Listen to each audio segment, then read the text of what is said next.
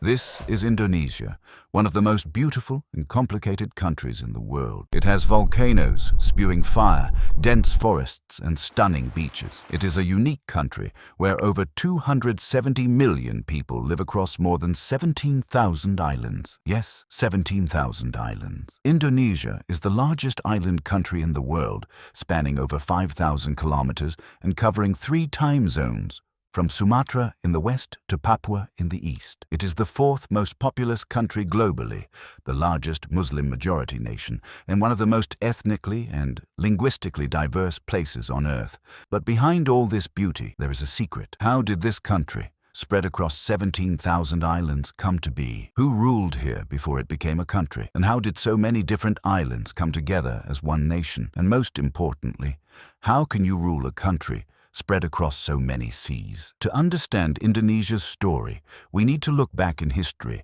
because it is not just a country, but one of the most bizarre experiments in modern history, where thousands of islands, cultures, and volcanoes were brought together into one nation.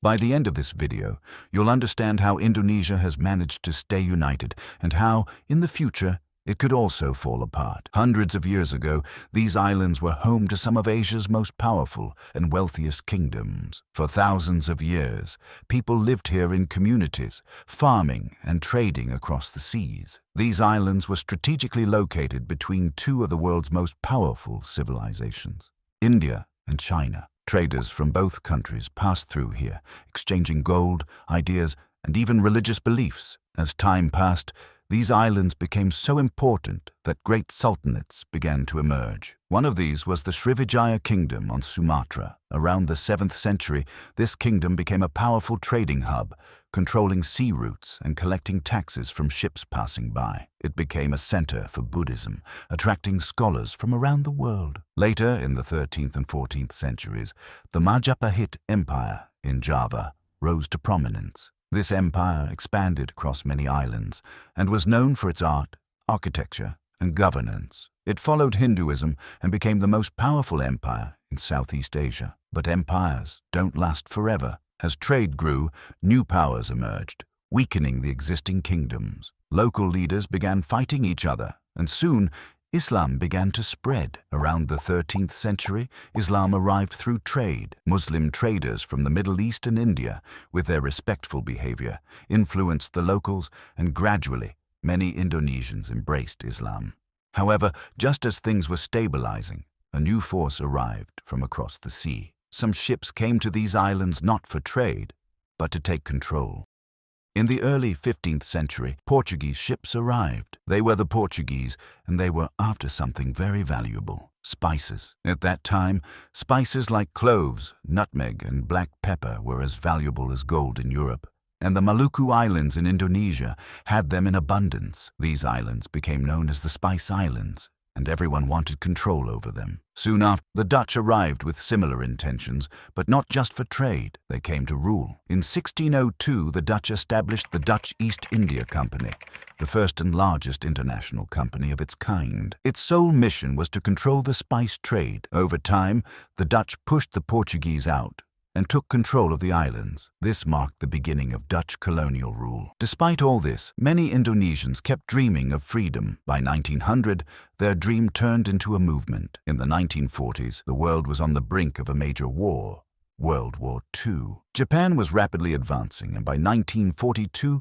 it had taken control of Indonesia, which had been under Dutch rule for 300 years. At first, Indonesians thought Japan's rule would be a blessing, as Japan promised to free Asia from European colonial powers. But soon, life under Japanese rule became harsh. As the war continued, Indonesians began to see an opportunity. In 1945, after Japan's defeat in Hiroshima and Nagasaki, Indonesia's leaders saw their chance. Sukarno and Muhammad Hatta declared independence on August 17, 1945, just 2 days after Japan's surrender. But the Dutch rejected their claim, wanting to regain control. This led to 4 years of brutal fighting, known as the Indonesian National Revolution. With weapons and diplomacy, Indonesians fought to prevent becoming slaves again. Finally, in 1949, under international pressure, the Dutch gave up and Indonesia became independent. But independence was just the beginning. Indonesia had to govern over 17,000 islands,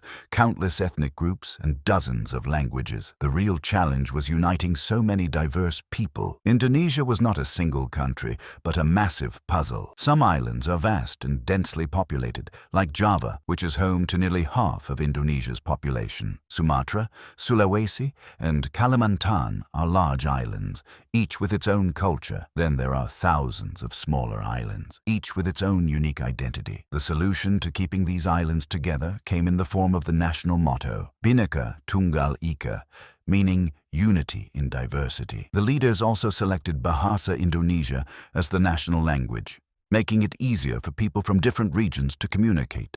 Jakarta became the capital, and infrastructure like roads, schools, and communication networks were built to connect the islands. Despite these efforts, maintaining unity has not been easy. Regions like Aceh and Papua have fought for independence, but Indonesia has remained united even as challenges persist.